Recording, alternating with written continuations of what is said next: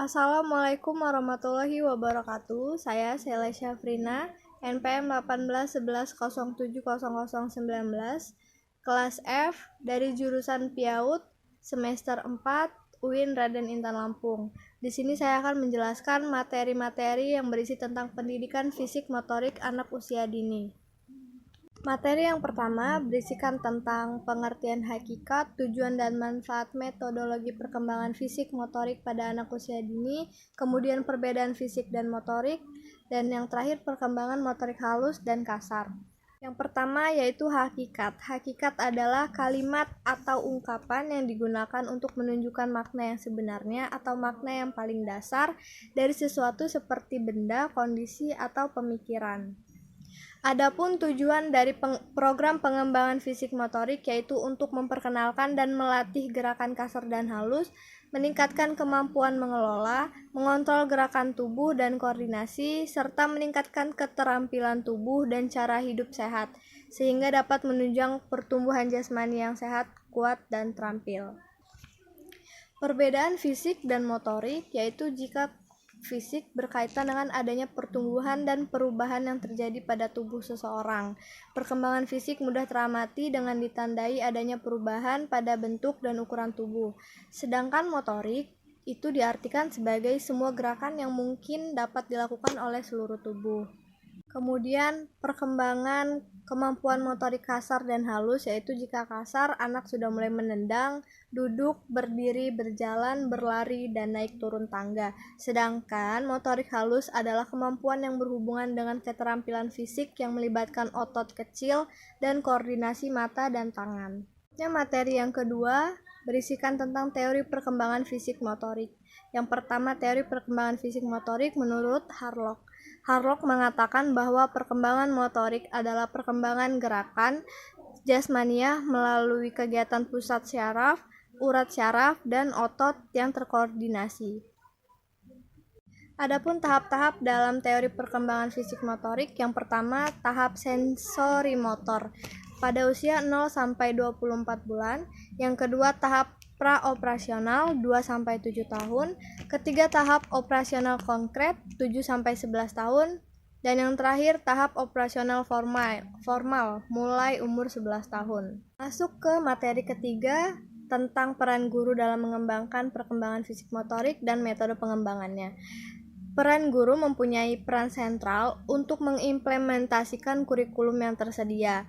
Ada dua peran utama yang harus dikuasai guru. Pertama, sebagai pengembang kemampuan akademik tentang nilai-nilai sebagai basis pembentukan karakter. Yang kedua, sebagai pengembang kemampuan afektif agar siswa mampu menyerap nilai-nilai sehingga menjadi sifat, sikap, dan perilaku.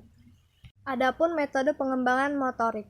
Metode merupakan bagian dari strategi kegiatan pembelajaran. Oleh karena itu, metode dipilih guru berdasarkan strategi kegiatan yang sudah dipilih dan ditentukan. Metode juga merupakan cara untuk mencapai tujuan pembelajaran tertentu.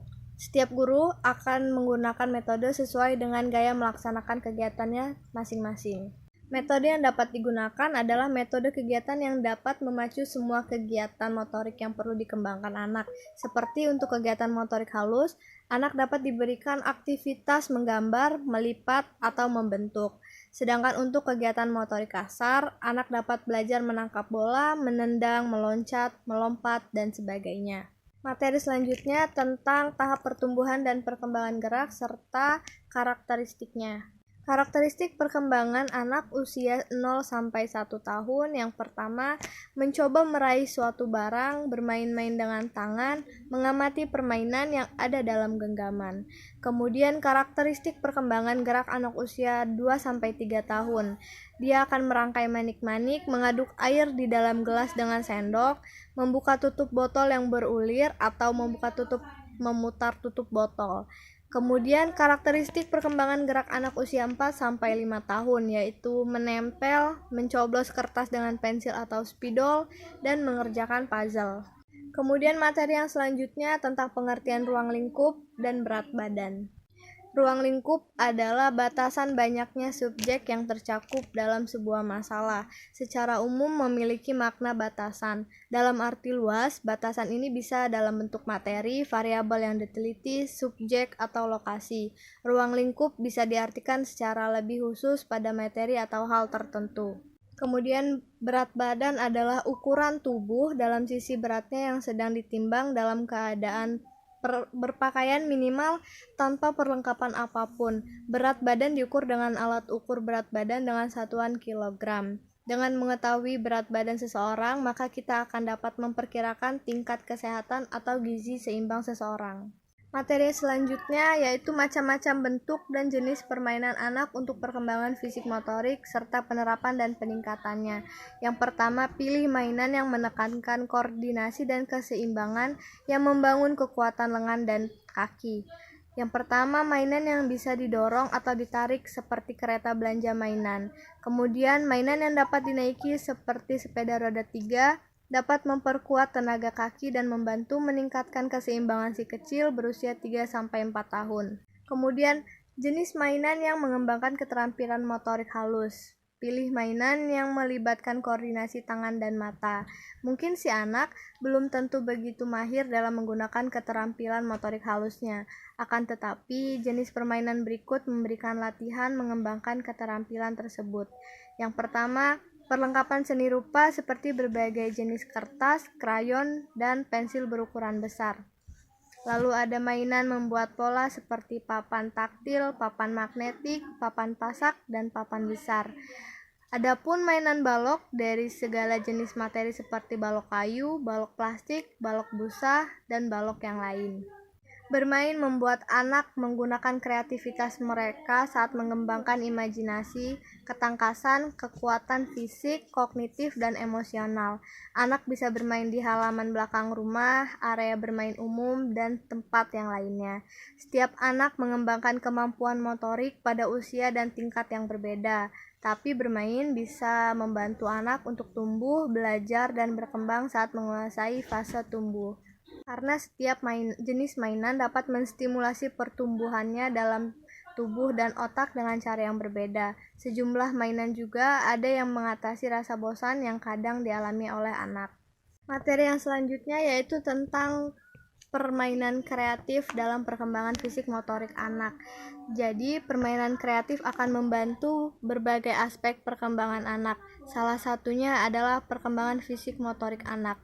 Permainan kreatif akan mendorong kebutuhan anak untuk secara aktif berinteraksi dan terlibat dengan lingkungan secara langsung. Karena sejak bayi, anak mulai mempelajari dunia sekitarnya melalui sensori motornya. Kegiatan ini akan terus berkembang seiring dengan kematangan dan keterampilan dari berbagai fungsi tubuhnya. Adapun terdapat peran guru dalam mengembangkan kreativitas anak usia dini, yaitu guru sebagai pendidik, motivator, penasihat, pembimbing, pengajar, pelatih, dan pengevaluasi. Materi selanjutnya yaitu tentang peningkatan kekuatan, kecepatan, dan kelincahan, serta peningkatan kelenturan dan keseimbangan. Yang pertama, kekuatan. Kekuatan adalah kemampuan tubuh untuk menerima beban berat tanpa mengalami kelelahan. Lalu ada kecepatan. Kecepatan adalah kemampuan gerak tubuh sekencang-kencangnya untuk menempuh jarak tertentu. Contoh latihan kecepatan adalah sprint dan lari di tempat. Kemudian ada kelincahan.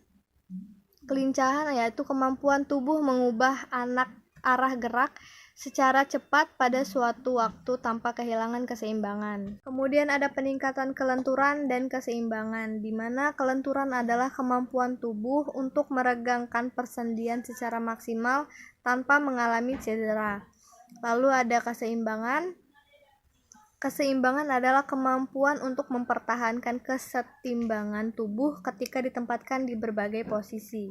Masuk ke materi selanjutnya tentang unsur kesegaran jasmani, di mana unsur kesegaran jasmani terdapat 10 unsur.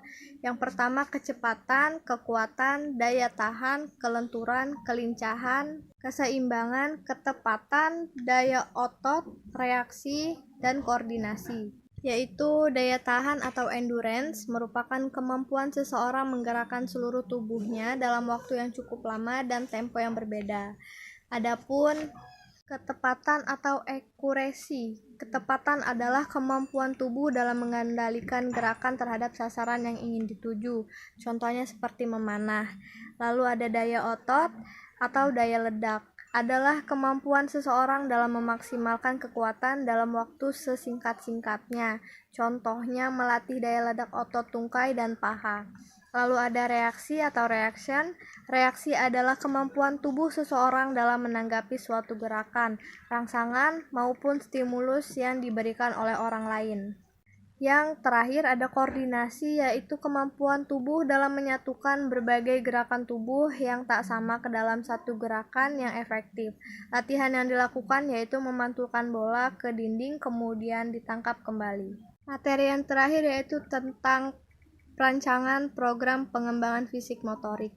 Yang pertama, kita harus menentukan tujuan atau aspek yang akan dikembangkan. Tujuan merupakan sasaran atau harapan yang ingin dicapai dalam kegiatan perkembangan fisik motorik anak.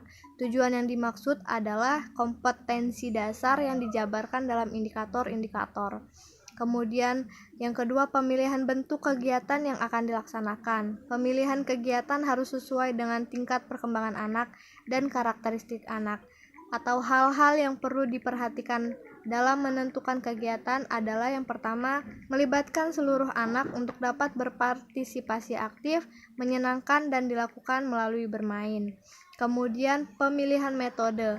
Beberapa metode yang dianggap sesuai dan dapat digunakan pada kegiatan belajar dan mengajar anak yaitu antara lain pemberian tugas, karya wisata, praktik langsung, bermain pelan, demonstrasi, bercerita, ataupun bercakap-cakap. Dalam program kegiatan pengembangan fisik motorik anak di TK, metode tersebut dapat digunakan jika sesuai dengan tujuan dan fungsinya. Baik, sekian materi tentang pendidikan fisik motorik anak usia dini. Apabila ada kurang dan salahnya, saya minta maaf. Wassalamualaikum warahmatullahi wabarakatuh.